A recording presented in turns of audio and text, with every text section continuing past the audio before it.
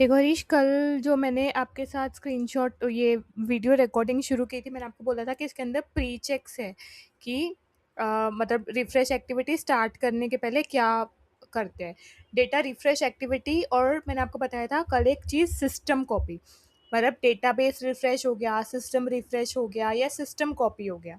ठीक है, इसमें डेटाबेस रिफ्रेश या सिस्टम रिफ्रेश सेम थिंग है।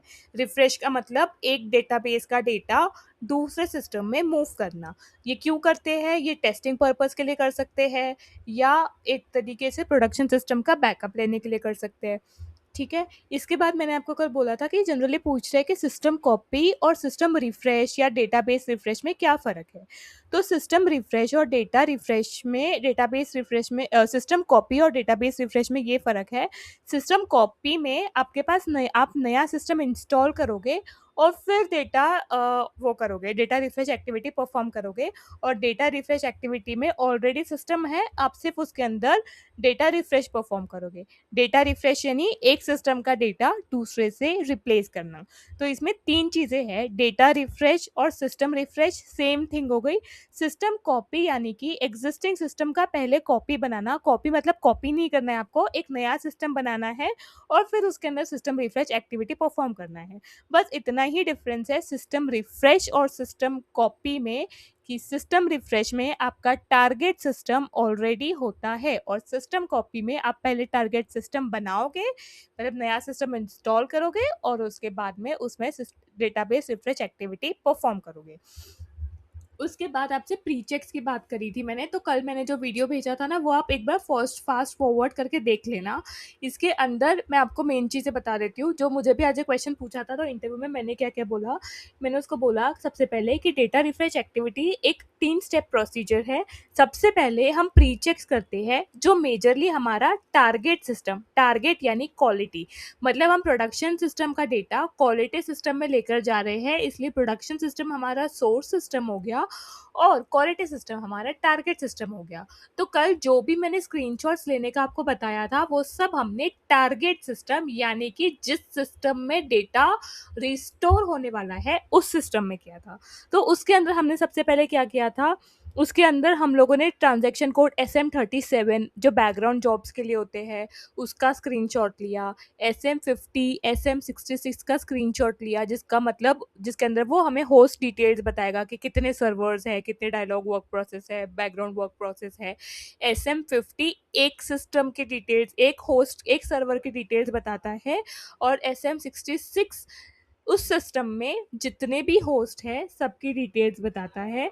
और अगर आपके सिस्टम में एक ही सर्वर है, तो एक ही एप्लीकेशन सर्वर है, तो दोनों की डिटेल्स आपको सेम रहेगी। बस SM66 में आपको होस्ट का नाम भी अलग से पता चलेगा।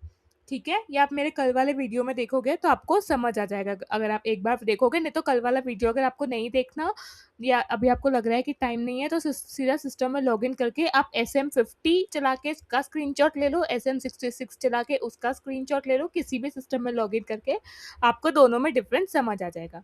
ठीक है, तो SM37 बैकग्राउंड जॉब के लिए हो गया, SM50 और SM66 आपका एप्लीकेशन होस्ट की डिटेल्स चेक करने के लिए हो गया, SM21 आपका सिस्टम लॉक चेक करने के लिए यूज़ हो गया, सॉरी SM22। SM51 एक ट्रांजैक्शन कोड है, वो भी SM51 का भी लिया था हमने। ये डॉक्यूमेंट भी मैं आपको भेज दूंगी, है ना। SM51 all the application servers, ये डॉक्यूमेंट भी मैं आपको भेज दूंगी। उसके बाद में SPAM, स्पैम। स्पैम क्यों यूज़ होता है? कोई भी सिस्टम में अपडेट प्रोवाइड करने के लिए यूज़ होता है। उसके अंदर आप स्पैम में लॉगिन करके कर्नल का वर्जन और आपका SAP बेसिस का कौन सा वर्जन है वो आइडेंटिफाई करोगे। ठीक है, उसके बाद आप एक एस ट्रस्ट होता है, एक एस लाइसेंस होता है, उसका स्क्रीनशॉट लोगे। उसके बाद एक पैरामीटर होता है BTC_NO_WI SP करके, ये भी मैं आपको डॉक्यूमेंट में भेजूंगी, एक बार देख लेना। उसको 0 सेट करते हैं, इसका मतलब कोई भी बैकग्राउंड जॉब रन नहीं होनी चाहिए जब आपकी डेटा रिफ्रेश एक्टिविटी परफॉर्म हो रही है। उसके बाद आप TMS कॉन्फ़िगरेशन का लोगे। उसके बाद आप ये दोनों का स्क्रीनशॉट ले लोगे, SMQS आउटबाउंड क्यूज़ और SMQR इनबाउंड क्यूज़। ये आपको पता होगा तो ठीक है, नहीं तो फिर इसके ट्रांजैक्शन कोड्स ही काफ़ी, मुझे इसका लॉजिक एक्चुअली पूरा पता नहीं है, मुझे बस ट्रांजैक्शन कोड्स ही पता है, ठीक है। उसके बाद ये एस ट्रस्ट मैंने आपको बताया था, ये SSL क्लाइंट सर्टिफिकेट के लिए, एस लाइसेंस लाइसेंस के लिए, SCOT आपका इसके लिए हो गया, जो ईमेल कॉन्फ़िगरेशन होता है ना, जो अपने आप ईमेल जाते हैं उसके लिए हो गया। ये उसके बाद एक ट्रांजैक्शन कोड होता है, STMS भी मैंने आपको बताया था। उसके बाद एक ट्रांजैक्शन होता है BD54, ठीक है। BD54 सिस्टम रिफ्रेश के पहले करते हैं, ये इंपॉर्टेंट ट्रांजैक्शन कोड होता है। इसमें क्या होता है, आप सिस्टम का लॉजिकल नेम आइडेंटिफाई करते हो, ठीक है। सिस्टम का लॉजिकल नेम मतलब सिस्टम का लॉजिकल नेम कैसे होता है, जैसे मान लो आपका SID है DEV, SID मतलब सिस्टम का आईडी है DEV, आपका क्लाइंट है 100 और उसके आगे कोई एक रैंडम नंबर है, वो सिस्टम का लॉजिकल नेम हो गया। जब आप डेटा रिफ्रेश एक्टिविटी परफॉर्म करते हो, मतलब जब आप प्रोडक्शन का डेटा आपके क्वालिटी सिस्टम में ले जाते हो, तो उसका लॉजिकल नेम भी चेंज हो जाता है। तो वो लॉजिकल नेम आपको जैसे क्वालिटी के अंदर आपने प्रोडक्शन का डेटा मूव कर दिया, तो क्वालिटी का SID चेंज हो गया।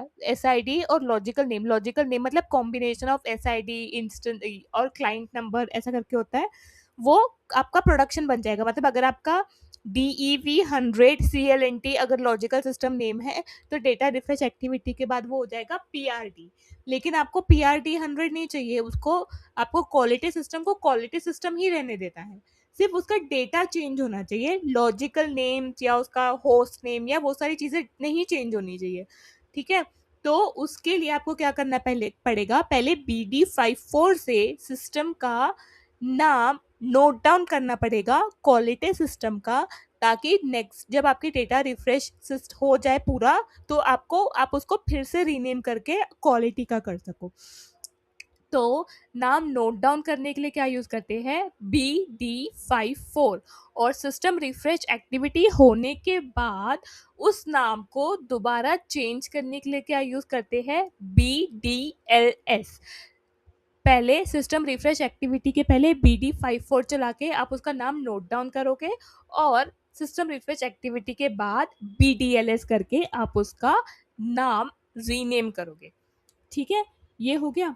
फिर उसके बाद आते हैं मतलब आपके प्री चेक्स के ऊपर ये सारी चीज़ें हो गई। अब आते हैं आपका बैकअप रीस्टोर कैसे करते हैं।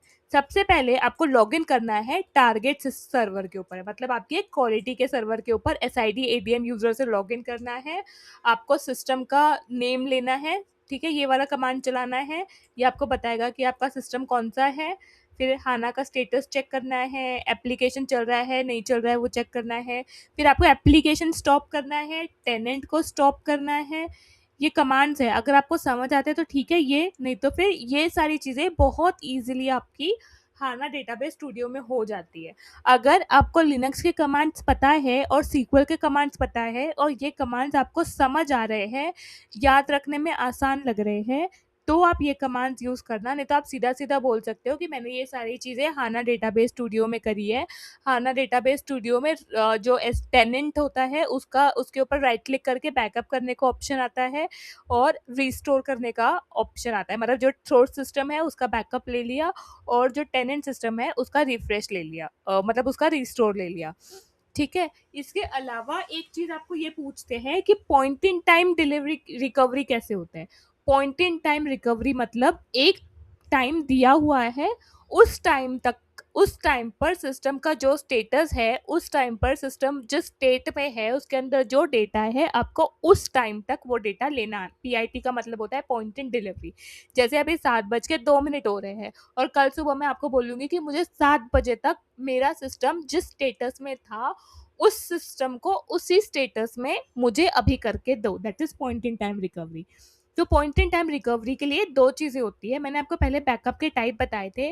बैकअप के मेन 4 टाइप होते हैं, एक मेन तो 3 होते हैं apart from one, log backup. तो कौन से होते हैं, full system backup. Full database backup का मतलब होता है कि आपका सिस्टम का सारा बैकअप हुआ है, मतलब जो भी आपके सिस्टम में डेटा है। उसके बाद होता है डिफरेंशियल बैकअप। डिफरेंशियल बैकअप उसके बाद पहले लाइन से करते हैं, पहले फुल बैकअप हो गया, उसके बाद नेक्स्ट आता है इंक्रीमेंटल बैकअप। इंक्रीमेंटल बैकअप का क्या मतलब होता है, जैसे मान लो संडे को आपने अपने सिस्टम का फुल बैकअप लिया और मंडे को मैंने अपने सिस्टम का इंक्रीमेंटल बैकअप लिया, तो इंक्रीमेंटल बैकअप ये चेक करेगा कि आपके सिस्टम का लास्ट फुल बैकअप कब हुआ था और उसके बाद में जो चेंजेस हुए हैं उस चीज को वो रिकॉर्ड करेगा, उसको कहते हैं इंक्रीमेंटल बैकअप। इंक्रीमेंटल बैकअप आप रोज ले सकते हो, वो आपकी कंपनी की पॉलिसी के ऊपर वो करता है। एक बार बैकअप का भी मैंने आपको अच्छा खासा वीडियो बना के भेजा था, आपने उसके नोट्स बनाए होंगे, वो एक बार देख लेना। ठीक है, जो जो चीज़ें आपको आसान लग रही है उतना ही करो और जो कॉम्प्लेक्स लग रही है उसको छोड़ दो। इस टेक महिंद्रा वाले इंटरव्यू को you take it as a practice, ठीक है, ज़्यादा स्ट्रेस मत लो, होगा क्लियर, होगा नहीं होगा नहीं होगा, that is all okay, but जितना आपको लगता है कि जितना आप कॉन्फिडेंट हो उतना मत छोड़ो इसको। इस प्रेशर से दो ही मत कि आपको क्लियर करना है, इसको इस प्रेशर से दो कि मुझे ये आइडेंटिफाई करना है कि आपका क्या अभी किस स्टेट पे हो, आप मतलब कितना समझ आ रहा है, किस टाइप के क्वेश्चंस आ रहे हैं, इसको एज अ डेमो लो। वैसे भी टेक महिंद्रा बहुत अच्छी कंपनी नहीं है, ठीक है, तो वैसे ठीक है। तो मेन में क्या कर रही थी, 3 टाइप के बैकअप होता है, फुल बैकअप हो गया, दूसरा इंक्रीमेंटल बैकअप हो गया। फुल बैकअप के बाद जब आप इंक्रीमेंटल बैकअप लोगे तो फुल बैकअप का बाद जो चेंज हुआ वो इंक्रीमेंटल बैकअप में लेगा। और मान लो मंडे को इंक्रीमेंटल बैकअप लेने के बाद आप ट्यूसडे को दोबारा से इंक्रीमेंटल बैकअप लेते हो, तो वो मंडे को जब आपने लास्ट इंक्रीमेंटल बैकअप लिया था उसके बाद जो चेंजेस हुए उसको कंसिडर करके नया बैकअप लेगा। मतलब इंक्रीमेंटल बैकअप में मंडे को जो बैकअप चेंजेस सेव हो चुके हैं वो ट्यूसडे को नहीं होंगे, ठीक है। Similarly differential backup, differential backup क्या करेगा, अगर मान लो आपने मंडे को कंप्लीट बैकअप लिया, संडे को कंप्लीट बैकअप लिया, मंडे को इंक्रीमेंटल बैकअप लिया, ट्यूसडे को भी इंक्रीमेंटल बैकअप लिया और वेनसडे को डिफरेंशियल बैकअप लिया, तो डिफरेंशियल बैकअप इंक्रीमेंटल बैकअप को भाव नहीं देगा, उसके लिए वो एग्जिस्ट ही नहीं करता। डिफरेंशियल बैकअप क्या करेगा, जब लास्ट फुल बैकअप हुआ था उसके बाद का जो भी डेटा चेंज हुआ होगा उसका वो बैकअप लेगा, ठीक है। मतलब फुल बैकअप तो फुल बैकअप है ही, दूसरा जो इंक्रीमेंटल बैकअप है वो फुल बैकअप के बाद में डेटा स्टोर करेगा, फिर नेक्स्ट इंक्रीमेंटल बैकअप होगा वो उसके बाद का डेटा करेगा, मतलब फर्स्ट इंक्रीमेंटल बाद के जो चेंजेस हुए वो सेव करेगा। और डिफरेंशियल बैकअप इंक्रीमेंटल बैकअप को इग्नोर करेगा, सीधे फुल बैकअप के बाद जो चेंजेस हुए वो चेंजेस अपने अंदर स्टोर करेगा, मतलब वो उस टाइप का डेटा अपने अंदर स्टोर करेगा। तो अब हम वापस आते हैं पॉइंट इन टाइम रिकवरी, यानी कि अगर आपसे कोई कहता है इररिस्पेक्टिव ऑफ ये डेटा रिफ्रेश एक्टिविटी के बारे में कहता है या नॉर्मली आपसे कहता है कि पॉइंट इन टाइम रिकवरी आप कैसे स्टोर करोगे या कैसे यूज करोगे, तो आप बोलोगे पॉइंट इन टाइम रिकवरी के लिए सबसे पहले हम फुल बैकअप यूज करेंगे जितना हमारे पास अवेलेबल है। जैसे मान लो कि 6:30 बजे मैंने फुल बैकअप लिया, तो 6:30 बजे तक का मेरे पास फुल बैकअप अवेलेबल है। उसके बाद मैं यूज करूंगी लॉग बैकअप, ठीक है। पॉइंट इन टाइम मतलब लॉग बैकअप तो मेरा फ्रीक्वेंटली यूज हो रहा है, तो अगर मेरे पास इंक्रीमेंटल बैकअप है, जैसे मान लो कि मैंने 6:30 बजे फुल बैकअप लिया, 6:45 इंक्रीमेंटल बैकअप लिया या 6:45 डिफरेंशियल बैकअप लिया, तो मैंने बैकअप पहले रिस्टोर किया, बैकअप फुल बैकअप वाला, फिर मैंने इंक्रीमेंटल या डिफरेंशियल जो भी अवेलेबल होगा वो किया, फिर बाकी के जो मेरे 10-15 मिनट बचे वो मैंने लॉग बैकअप यूज करके पॉइंट इन टाइम डिलीवरी कर दी, ठीक है। बहुत बार आपसे ये भी पूछते हैं कि आपके सिस्टम की मतलब आपके कंपनी में क्या पॉलिसी है, तो वो मैंने आपको एक एग्जांपल दिया था, वही एग्जांपल कंसिडर करो क्योंकि वो एग्जांपल फिर आपको कंफ्यूज नहीं होगा, है ना। तो डेटा रिफ्रेश एक्टिविटी ये हो गई, तो डेटा रिफ्रेश एक्टिविटी के कमांड्स है, मैं आपको एक एक करके कमांड बता देती हूँ, अगर इसमें आप लॉजिक भी सही से बता पाते हो ना तो भी मुझे लगता नहीं है कि कमांड्स के लिए वो ज़्यादा वो करेंगे। किससे होगा, S I D A D M से होगा, क्वालिटी सिस्टम है तो Q S A D M या जो भी क्वालिटी सिस्टम का एस आई डी होगा।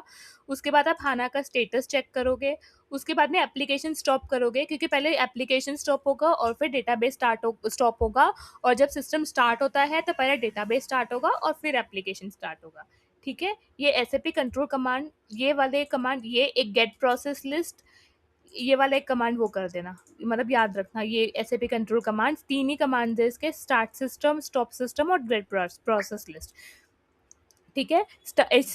हाना डेटाबेस स्टार्ट करने के लिए आप H D B start use कर सकते हो, स्टॉप के लिए आप H D B stop use कर सकते हो, वर्जन चेक करने के लिए आप H D B version use कर सकते हो, ठीक है। ये हाना डेटाबेस के लिए ही होता है, ठीक है। फिर उसके बाद में आपने टेनेंट में लॉगिन किया, ठीक है। ये है कमांड टेनेंट में लॉगिन करने का, मतलब ये बेसिकली यूजर स्विच करने का, सिस्टम डीबी टेनेंट्स, इस इन सब चीज़ों में मत पढ़ो। अगर आपको ये समझ आ रहा है तो ये देखो, नहीं तो आप सीधा इतना बोलना है S I D A D M से लॉगिन करा, सिस्टम को स्टॉप करा, उसके बाद में बैकअप लोकेट करा, बैकअप लोकेट करने के बाद ये वाला कमांड चलाया रिकवरी के लिए, रिकवर टेनेंट बेस। ये अगर ये आपको हार्ड लग रहा है तो आप सीधा ये बोल देना कि मैंने हाना डेटाबेस स्टूडियो पे किया है, बट ओएस पे मुझे पता है कैसे होता है।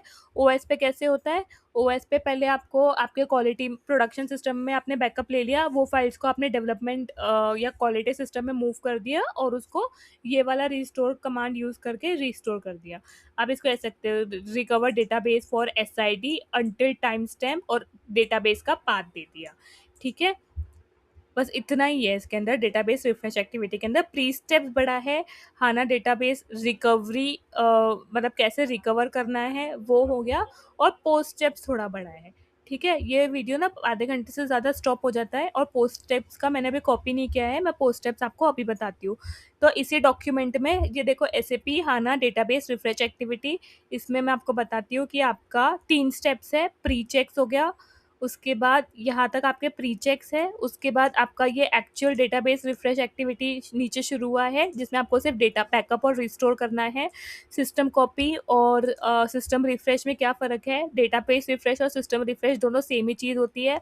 जहाँ भी रिफ्रेश आ गया आप समझ जाना कि बेसिकली वो इसके बारे में पूछ रहा है, मतलब यही वाला प्रोसेस के बारे में पूछ रहा है जहाँ भी आपका रिफ्रेश टर्म आ गया, ठीक है। उसके बाद में एक बार हाना के मतलब मैं आपको आगे का बताती हूँ और पोस्ट चेक्स भी, बट साथ साथ में आप ये भी देख लेना कि हाना एमडीसी क्या होता है, हाना 1 और 2 में क्या डिफरेंस है, टेनेंट क्या होता है। इसमें से कुछ भी समझ में नहीं आ रहा था, मतलब मैं आपको एक काम करती हूँ, आप मुझे पूछोगे तो नहीं मुझे पता है अभी, तो मैं आपको एक बार थोड़ा थोड़ा फटाफट बता देती हूँ, ठीक है। एमडीसी मतलब मल्टी डेटाबेस कंटेनर, हाना 2.0 पैच SPS03 के बाद एक टेनेंट अपने मतलब एक टेनेंट हाना डेटाबेस के साथ में डिफ़ॉल्ट आता है, ठीक है। उसका एसआईडी वही होता है जो आपने आपके सिस्टम डीबी को टेनेंट आईडी दिया है। टेनेंट का मतलब पहले जो हाना डेटाबेस था, हाना 1.0 या SPS03 के, हाना 2.0 SPS03 के पहले जो हाना डेटाबेस था, उसके अंदर एक सिस्टम, एक डेटाबेस, एक ही एप्लीकेशन सिस्टम को सपोर्ट करता था।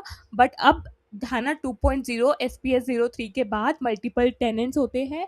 एक टेनेंट तो डिफ़ॉल्ट इंस्टॉल ही आता है सिस्टम डीबी के साथ, और बाकी एडिशनल 19 आप और इंस्टॉल कर सकते हो।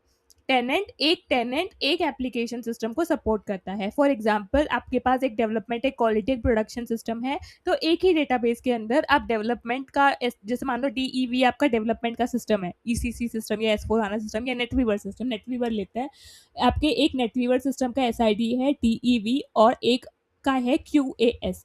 तो एक ही डेटाबेस में आप दो अलग अलग टेनेंट्स बना सकते हो, एक डीईवी सिस्टम के लिए, एक क्यूएएस सिस्टम के लिए। तो एक डेटाबेस, जब आप एमडीसी में एक डेटाबेस इंस्टॉल करते हो तो उसके अंदर एक टेनेंट बाय डिफॉल्ट आता है और सिस्टम डीबी होता है। फिर इसके साथ आप ये चेक कर लेना कि सिस्टम डीबी पे कौन से सर्विस चलते हैं, हाना डेटाबेस पे कौन से सर्विस चलते हैं, ये आपने लिखा होगा क्योंकि ये मैंने आपको वीडियो बना के भेजा है इसका, कि इंडेक्स सर्वर होता है और नेम सर्वर होता है, ठीक है। और इसमें ना वो वाला कॉन्सेप्ट आप एक बार देख लेना। उसके बाद एमडीसी हो गया, फिर उसके बाद में मैंने आपको रेप्लिकेशन बताया था। रेप्लिकेशन के बाद में प्राइमरी सिस्टम और सेकेंडरी सिस्टम में कैसा होता है, एचए और डीआर के बीच में क्या डिफरेंस होता है, ये भी बताया था। एक और चीज़ जो मैंने आज पढ़ी इंटरव्यू में वो मैं आपको बताती हूँ, दैट इज़ कि मतलब जो हमारा डिज़ास्टर रिकवरी होता है ना, डिज़ास्टर रिकवरी में मैंने आपको बताया था कि डेटा सेंटर अलग अलग लोकेशन पे होता है। रेप्लिकेशन मोड्स मैंने बताया था आपको, 3 रेप्लिकेशन मोड्स होते हैं, R3 ऐसा याद रखने के लिए बोला था, और 2 ऑपरेशन मोड्स होते हैं।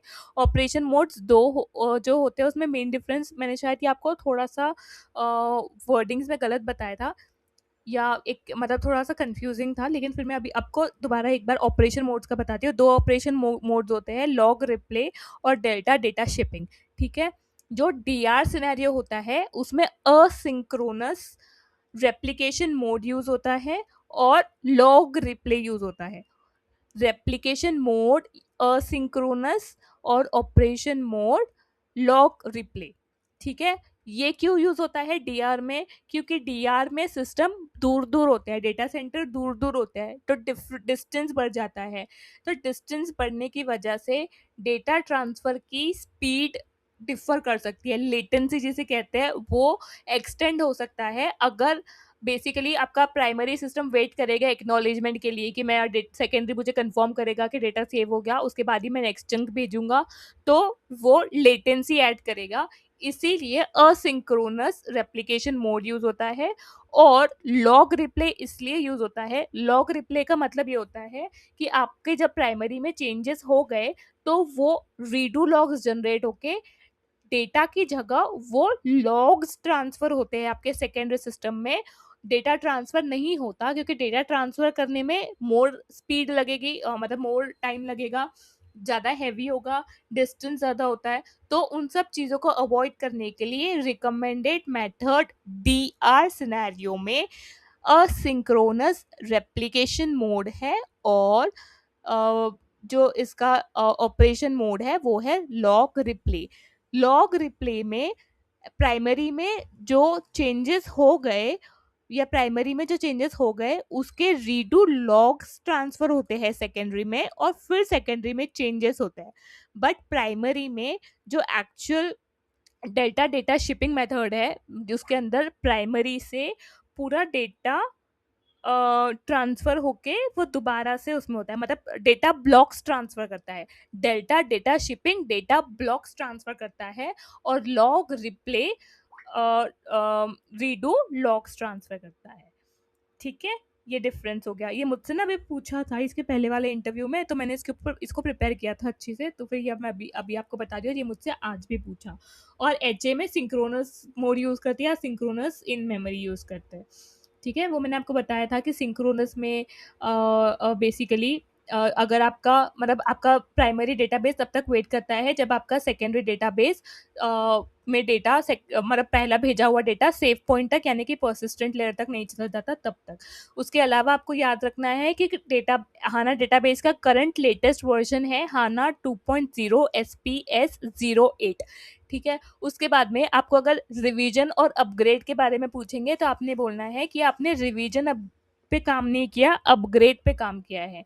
रिवीजन का मतलब होता है कि जैसे मान लो आपका SPS 03 है, उसमें आपका रिवीजन है 14, और आपको रिवीजन 15, मतलब सब पार्ट्स SPS 03 के अंदर सब पार्ट्स वो आपके रिवीजन हो गए। और सिस्टम अपग्रेड मतलब SPS 03 से SPS 04 करना। तो आपको कहना है कि आपने अपग्रेड पे काम किया है, हाना डेटाबेस अपग्रेड पे काम किया है, क्योंकि इसका प्रोसेस सिमिलर है आपका हाना डेटाबेस इंस्टॉलेशन की तरह।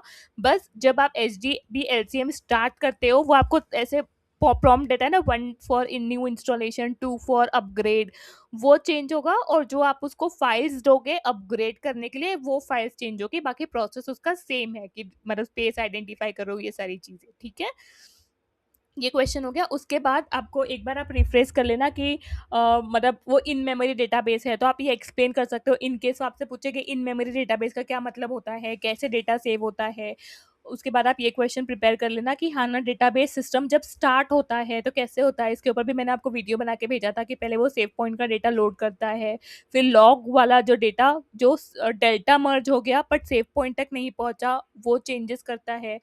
फिर उसके बाद में अगर कोई ट्रांजैक्शन है जो कंप्लीट नहीं हुआ था उसको रोल बैक करता है, तो वो एक बार आप ठीक से अपने नोट्स चेक कर लेना।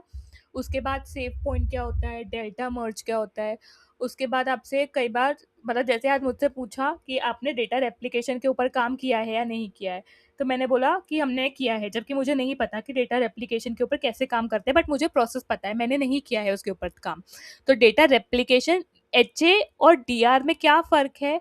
HA और DR में सिर्फ इतना फ़र्क है कि HA एक डेटा सेंटर में एप्लीकेशन सिस्टम्स होते हैं, मतलब मैं आपको समझने के लिए बता रही हूँ, आपको ऐसे नहीं बोलना है, क्योंकि वैसे टेक्निकली तो जो डिफरेंसेस है वो मैं आपको बता चुकी हूँ। आपके समझने के लिए मैं प्रोसेस बता रही हूँ बस कि DR मतलब अलग अलग डेटा सेंटर में है, और HA मतलब एक ही डेटा सेंटर में है मोस्ट प्रोबेबली ज़्यादातर।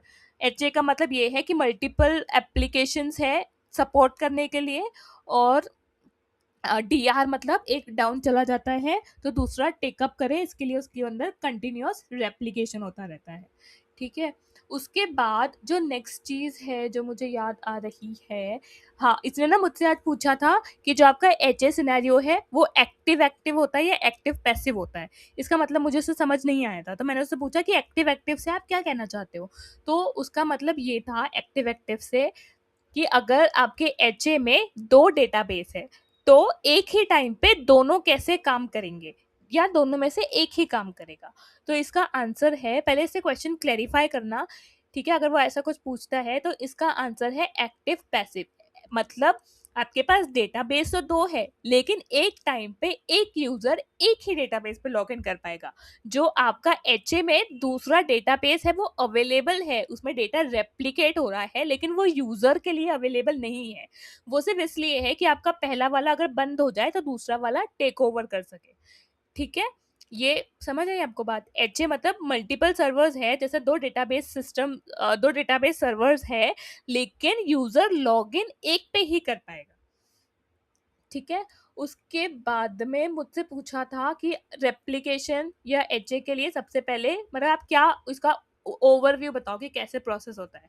तो कोई भी सिस्टम में रेप्लिकेशन अनेबल करने के लिए दो चीज होती है मेन। तो पहले दोनों सिस्टम्स आइडेंटिकल होने चाहिए। आइडेंटिकल से मतलब उसका मतलब एस आई डी सेम होना चाहिए, ये डिफरेंट भी हो सकता है बट मेन तो उसका मतलब मेन उसका ये होता है कि आपका जो सिस्टम का वर्जन है, मतलब जैसे एस पी एस 03 और उसका रिवीजन 13 ही है तो आपका सेकेंडरी का भी यही होना चाहिए। ठीक है, ये आपका पहला मैंडेटरी थिंग हो गया। दूसरा, दोनों में स्पेस अवेलेबल होनी चाहिए। तीसरा, दोनों एक दूसरे को रीचेबल होने चाहिए।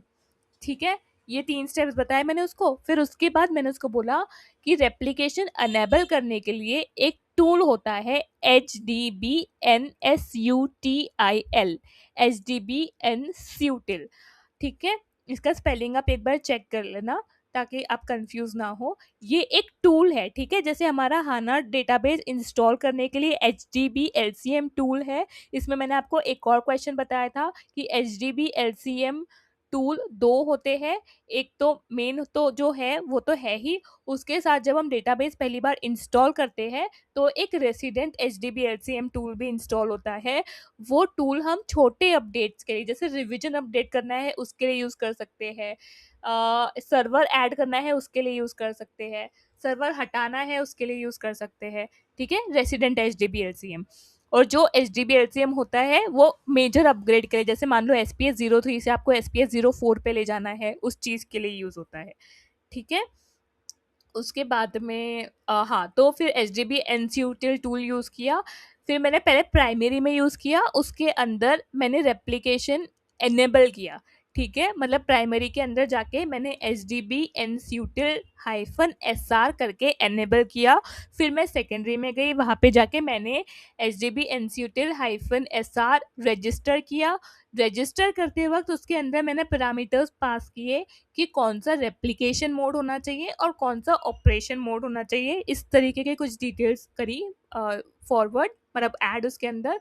और फिर उसके बाद में मैंने हाना डेटाबेस स्टूडियो में जाकर दोनों का रेप्लिकेशन मतलब हो गया। ठीक है, मतलब ये हो गया। और इसके अलावा इसके साथ मतलब ये रेप्लिकेशन हो गया, उसके बाद में मैंने स्टेटस चेक कर लिया HDB NCUTIL-SR स्टेटस करके कि रेप्लिकेशन हो रहा है या नहीं हो रहा है।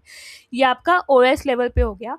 इसके अलावा आप इसको हाना डेटाबेस कॉकपिट में भी कर सकते हो। आप प्राइमरी सिस्टम पे जाके राइट क्लिक करोगे, उसमें आपको मतलब ऑप्शंस मिलेंगे, वहाँ पे आप एनेबल रेप्लिकेशन करोगे और रजिस्टर मतलब जो चीज़ें आपने OS में करी वो हाना डेटाबेस स्टूडियो में भी हो जाएगा आराम से।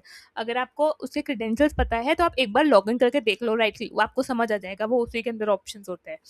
ठीक है, उसके बाद उसके बाद रेप्लिकेशन अनेबल कर लिया। उसके बाद एक क्वेश्चन ये पूछते हैं कि मान लो मतलब और क्या क्या चीजें होती है, जैसे आज मैंने आपको एक वो बताया था स्प्लिट ब्रेन कॉन्सेप्ट।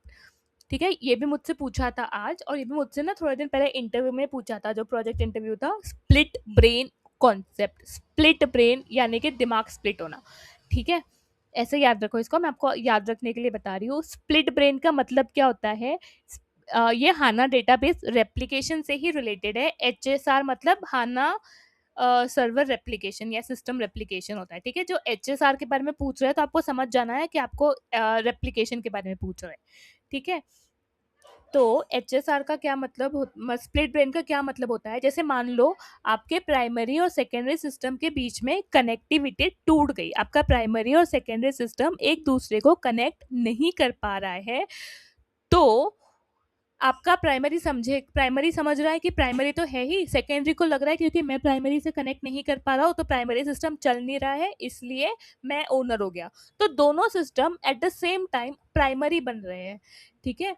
उसको बोलते हैं स्प्लिट ब्रेन कॉन्सेप्ट। इससे होगा क्या, दोनों सिस्टम अपने आप को प्राइमरी समझ रहे हैं, तो दोनों डेटा प्रोसेस कर रहे हैं, दोनों एक दूसरे को डेटा ट्रांसफर कर रहे हैं, तो इससे डेटा इनकंसिस्टेंसी हो जाएगी, ठीक है।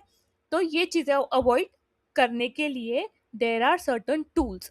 3 टूल्स के बारे में आपको पता होना चाहिए। सबसे पहला टूल होता है पेसमेकर। ये मैंने आपको तब भी बताया था जब मैंने आपको हाना डेटाबेस वीडियो का भेजा है ना, तो ये आपके नोट्स में होगा, तो ऐसे मत समझना कि ये क्या नई चीज हो गई।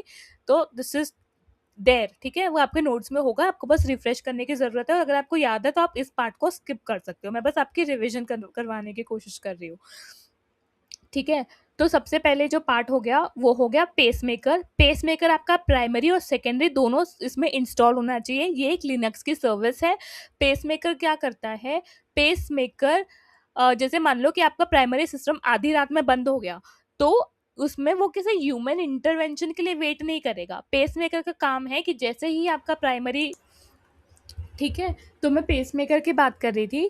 पेसमेकर का काम है automatic take over. Take over का मतलब भी मैंने आपको बताया था। टेक ओवर का मतलब प्राइमरी सिस्टम को जब प्राइमरी सिस्टम डाउन हो जाता है तो प्राइमरी की जगह सेकेंडरी को प्राइमरी बना देना, ठीक है। ये हो गया आपका टेक ओवर। पेसमेकर क्या करता है, पेसमेकर ऑटोमेटिक टेक ओवर करता है। अगर आपका प्राइमरी सिस्टम डाउन हो रहा है किसी वजह से, तो सेकेंडरी सिस्टम को अपने आप पेसमेकर प्राइमरी बना देगा। अगर आपसे पूछते हैं कि पेसमेकर कौन से सिस्टम में इंस्टॉल होना चाहिए, तो दोनों में। पेसमेकर क्या है, लिनक्स की एक सर्विस है, ठीक है। उसके बाद एक होता है एस्टोनेट, ठीक है, ये भी मैंने आपको एक वीडियो में बताया था, आपने लिखा होगा। इसका क्या, ये वाला जो टूल है ये बेसिकली मतलब फेंसिंग का काम करता है। यानी कि अगर आपका प्राइमरी और सेकेंडरी एक दूसरे को कनेक्ट नहीं कर पा रहा है, मे बी किसी नेटवर्क इशू की वजह से या किसी भी और इशू की वजह से, तो ये जो एस्टोनेट होता है वो स्प्लिट ब्रेन सिनेरियो अवॉइड करता है।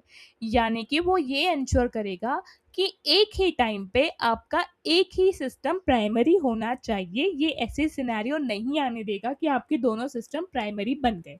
ये स्प्लिट ब्रेन वाला सिनेरियो नहीं आने देगा।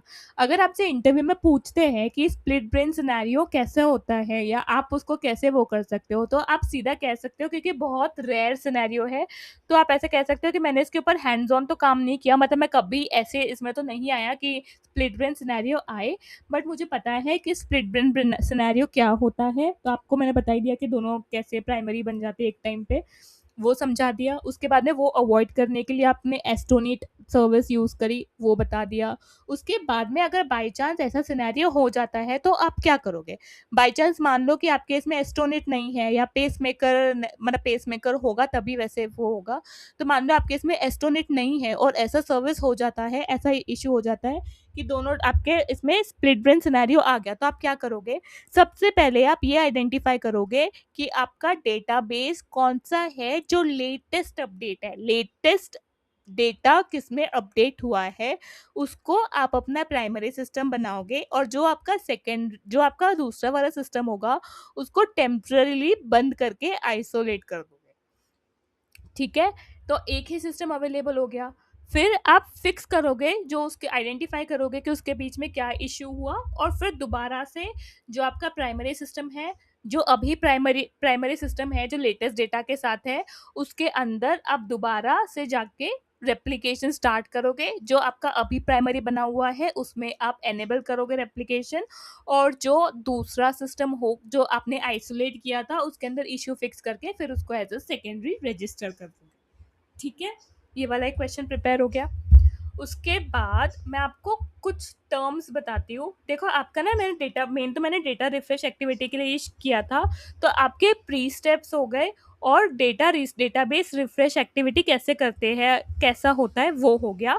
जो इसके पोस्ट स्टेप्स होंगे ना, उसका वीडियो मैं आपको लेट नाइट भेजूंगी, वो आप कल देखना, ताकि आपके लिए बहुत ज़्यादा कंफ्यूजिंग ना हो जाए, है ना। तो अभी आप प्री चेक्स, पोस्ट चेक्स, जो जो क्वेश्चंस मुझे याद आ रहे हैं वो क्वेश्चंस मैं आपको बता दी हूँ, तो आपका रिवीजन भी होता जाएगा और ऐसा ना आपको थोड़ा इंटरेस्टिंग भी लगेगा, ठीक है। और अगर हो पाए, अगर आपके पास एक्सेस है, तो आप लॉग इन करके भी देख सकते हो। मेरे पास इसका एक्सेस वगैरह कुछ भी डिटेल स्टोर नहीं है, मैंने डेटाबेस का इतना सीरियसली किया हुआ भी नहीं है। तो अगर आपके पास है और अगर आपको क्रेडेंशियल्स चाहिए, नहीं मिल रहे, तो आप मुझे मैसेज कर देना, मैं सर से एक बार मांग लूँगी अगर देते होंगे तो, ठीक है। ये चीज़ हो गई। उसके बाद में मैं आपको बता रही थी कि क्लाउड कनेक्टर के बारे में पूछते हैं। क्लाउड कनेक्टर मैं आपको दोबारा बताती हूँ, क्लाउड कनेक्टर क्या करता है।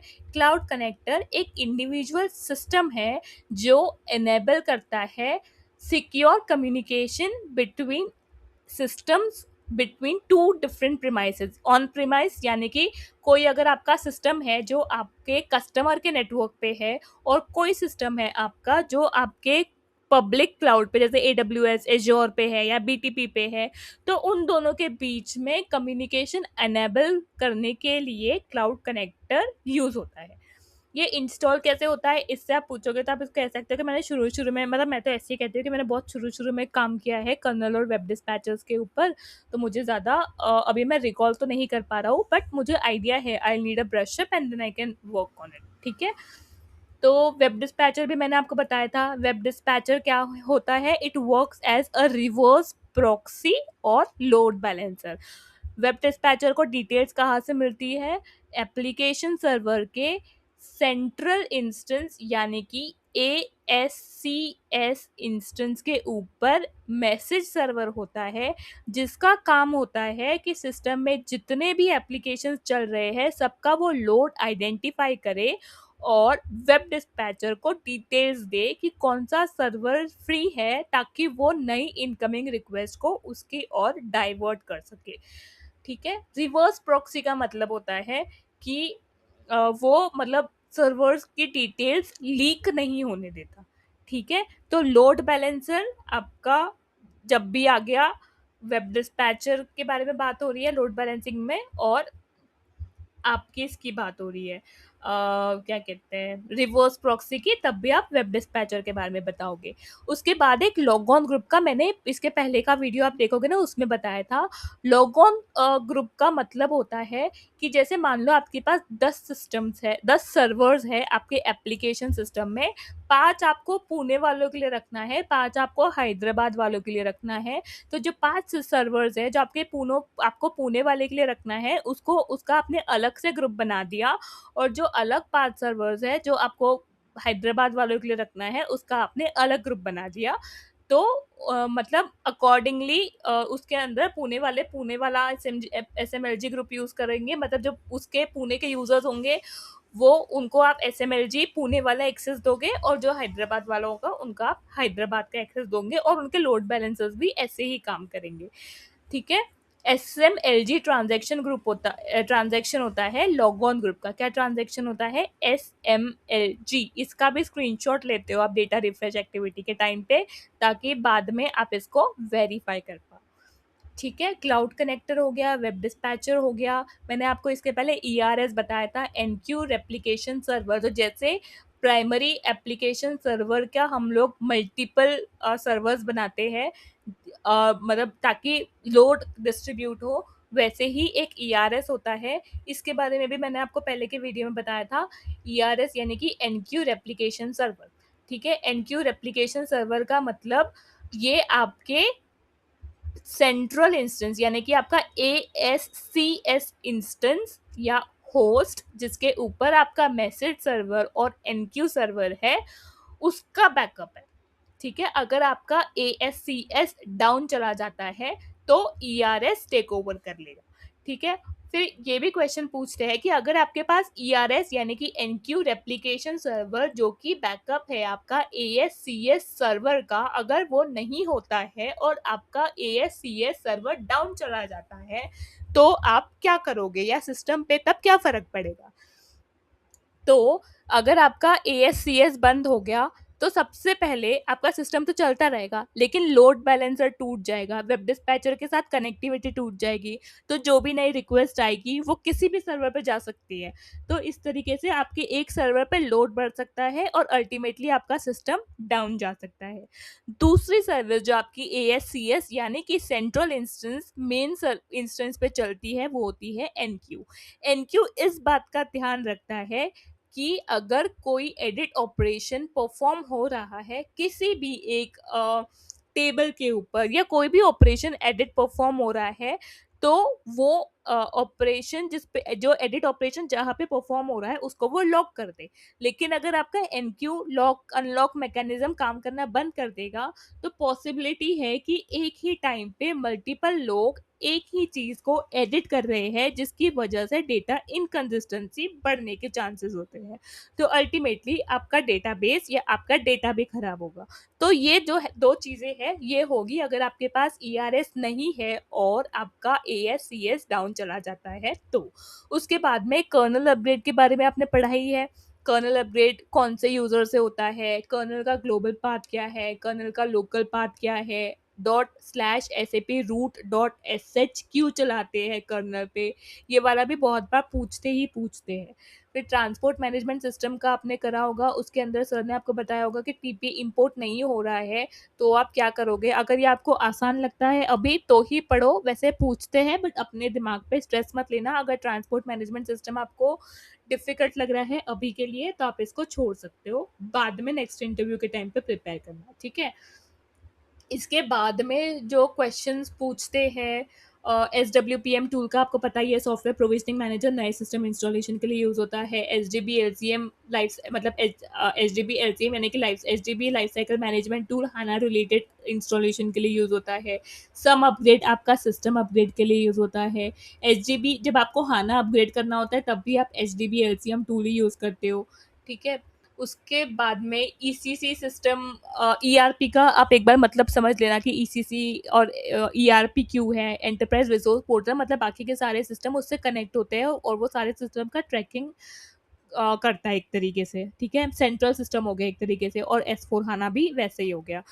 फिर ECC और S4 हाना के बीच में क्या डिफरेंस है ये एक बार पढ़ लेना। उसके बाद में ECC का लेटेस्ट वर्जन क्या था, ECC का लेटेस्ट वर्जन था 6.0 EHP 8। उसके बाद S4 हाना का लेटेस्ट वर्जन कौन सा है वो एक बार चेक कर लेना। हाना डेटाबेस का मैंने आपको बता ही दिया था। एक बार कर्नल का लेटेस्ट वर्जन क्या है वो चेक कर लेना। उसके बाद में मैंने आपको कल के वीडियो में भी बोला था, आप ऐसे बोल सकते हो कि आपने P1 इंसिडेंट पे भी काम किया है, उसमें जो आपका अभी रिसेंटली इश्यू नहीं हुआ था कि आपका यूज़र लॉक हो गया था, पासवर्ड रीसेट नहीं हो रहा था, वही वाला आप कह सकते हो। कोई रूट यूज़र देख लो, मतलब सिर्फ इतना देख लो कि SAP का रूट यूज़र कौन सा होता है और उसको वो वाला QAD वाला SAP के कॉन्टेक्स्ट में मिलके बता देना कि आपको सिनेरियो पता ही है। फिर उसके बाद में आप ये कह सकते हो कि क्लाइंट कोऑर्डिनेशन या क्लाइंट कम्युनिकेशन, अगर स्टेक होल्डर मैनेजमेंट की बात आती है तो उसके अंदर आप ये कह सकते हो कि मैंने वो कॉल्स अटेंड की है कि कुछ चेंजेस जो है वो प्रोडक्शन में क्यों रिलीज करने हैं, जो आपने मुझे 2-3 दिन पहले बताया था, वो वाला सिनेरियो ले सकते हो। उसके बाद में वो अगर आपसे पूछेंगे कि इसके अलावा कोई चैलेंज जो आपको अपग्रेड के ऊपर आया, ये सारी चीज़ें मतलब अगर मैंने आपको पहले बताई है, आपके पास इसका आइडिया है, तो ये चीज़ें करना, नहीं तो नई चीज़ें इसमें मत पढ़ना। मेन चीज़ एक ECC to S4 HANA conversion activity और डेटा रिफ्रेश एक्टिविटी के अंदर आप थोड़ा-सा कॉन्फिडेंट दिखाने की कोशिश करना, बाकी चीज़ें अपने आप हो जाएगी, ठीक है? धीरे-धीरे करके। इतने क्वेश्चंस मुझे अभी याद आ रहे हैं, आप अपने नोट्स रिवाइज कर लेना। रात में मैं आपको वीडियो भेजूंगी जिसके अंदर मैं सिर्फ पोस्ट चेक्स भेजूंगी डेटाबेस रिफ्रेश एक्टिविटी के, तो वो आप कल देख लेना ताकि आपके लिए ज़्यादा हेक्टिक ना हो। उसके बाद कई बार मतलब मैंने आपको शायद थोड़े दिन पहले एक 15-20 मिनट का वीडियो भेजा था जिसके अंदर मैंने एप्लीकेशन के 2 इश्यूज़ बताए थे कि एक यूज़र है जो कह रहा है कि वो एक ट्रांज़ैक्शन को एग्ज़ीक्यूट नहीं कर पा रहा है, तो आप उसको कैसे चेक करोगे? और अगर आपको ये फाइंड आउट करना है कि एक ट्रांज़ैक्शन कोड जो है वो कौन से प्रोफ़ाइल से लिंक्ड है, तो वो आप कैसे आइडेंटिफ़ाई करोगे? ठीक है? इसके अलावा तो मुझे लगता है अभी के लिए तो आप इतना भी कर लो, अपार्ट फ्रॉम जो चीज़ें आपको पता है वो। इसके अंदर मैं आपको कुछ-कुछ चीज़ें बता देती हूँ। Maintenance planner, host agent, maintenance planner मैंने आपको बताया था ना कि मेंटेनेंस प्लानर क्या करता है। मेंटेनेंस प्लानर एसएपी का एक टूल है जिसके अंदर हम एस यूज़र से लॉगिन करते हैं। एस यूज़र मतलब कस्टमर का होता है। जैसे मान लो आपका बोस्टन कस्टमर है, उसका एस यूज़र है, उसका पासवर्ड है, तो आपकी पूरी बेसिस टीम को वो एस यूज़र पासवर्ड दिया हुआ है जिसके थ्रू आप लॉगिन करोगे।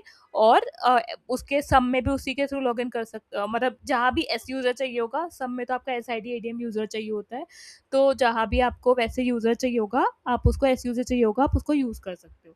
ठीक है? ये वो एस यूज़र कहाँ-कहाँ काम आता है? मेंटेनेंस प्लानर में आता है, सपोर्ट डॉट एसएपी जो आपका सपोर्ट जहाँ से आप एग्जीक्यूटेबल फाइल डाउनलोड करते हो वहाँ पे काम आता है। तो जो भी एसएपी के टूल्स हैं सॉफ्टवेयर डाउनलोड करने के लिए, वहाँ सब जगह एस यूज़र काम आता है और ये कस्टमर डिपेंडेंट होता है। ठीक है? मेंटेनेंस प्लानर आपको सम अपग्रेड जो आपने पढ़ा होगा उसके अंदर एक बार रिवाइज कर लेना, उसमें है ये। ठीक है?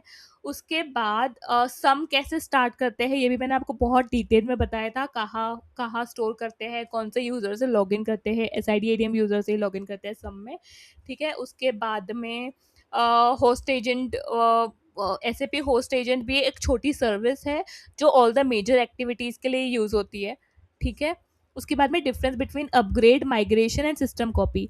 अपग्रेड मतलब जैसे सिस्टम अपग्रेड आप समझ ही गए होंगे कि मतलब जैसे मान लो आपका ई सी सी ई एच पी 5 है, उसको आप ई एच पी 7 पे ले गए, वो आपका अपग्रेड हो गया।